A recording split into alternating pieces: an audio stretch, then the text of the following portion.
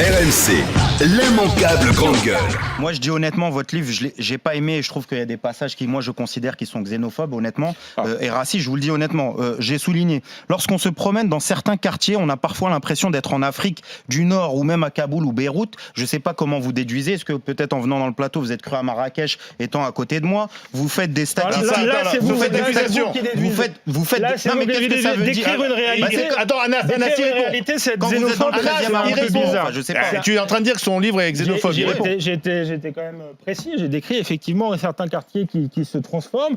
Et je pense que c'est une souffrance pour les gens qui y habitent, qui ont envie de continuer à vivre en France et de ne pas voir ces quartiers se transformer. Surtout sous la pression islamiste. Donc je ne vois pas ce qu'il y a de raciste. Si décrire la réalité, c'est être raciste, on va avoir. Écoutez, j'ai des amis qui vivent rue de la Boulangerie, qui ne sont ni de Kaboul ni de Beyrouth, qui sont même pas ni d'Afrique du Nord. Non, mais vous décrivez. Je vous dis des modes de vie qui changent. Mais qu'est-ce que ça vous fait?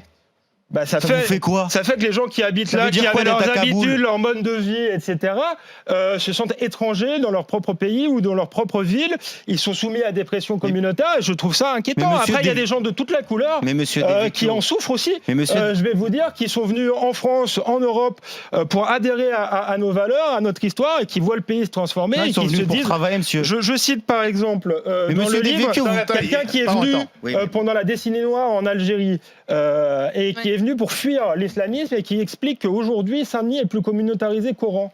Ce monsieur, il n'est pas blanc, il n'est pas raciste, il n'est pas xénophobe. Juste, il aimerait bien vivre en paix sociale, sans être soumis à la pression de cahiers des islamistes. Et ça n'a rien de raciste, c'est défendre au contraire la laïcité. Monsieur Devecchio, ne jouez pas à cache-cache avec votre idéologie. Est-ce que vous pensez, à mon sens, vous me faites des procès d'intention. Écoutez, vous faites un rapport ethnique, c'est-à-dire vous faites des statistiques ethniques. Vous avez pris le Pew Search. Écoutez, vous avez pris le Pew Search Institute, qui au final fait partie du Pew Charitable Institute, qui est un institut conservateur, évangéliste, etc., pour appuyer en fait que vous êtes, c'est ce que je vous ai dit, vous êtes Marcel Vincent des Inconnus, vous les avez vus, les envahisseurs, c'est-à-dire que vous êtes uniquement sur l'islam, alors que les quartiers, que ça soit dans le 13e arrondissement, où il y a une forte communauté asiatique, est-ce que vous pourriez écrire dans votre livre que au but de Chaumont, vous croyez à Jérusalem, est-ce que dans le 13e, vous croyez à Pékin, est-ce que quartier Château-Rouge, vous vous retrouvez à Cameroun? Je crois que j'ai... L'immanquable grande gueule.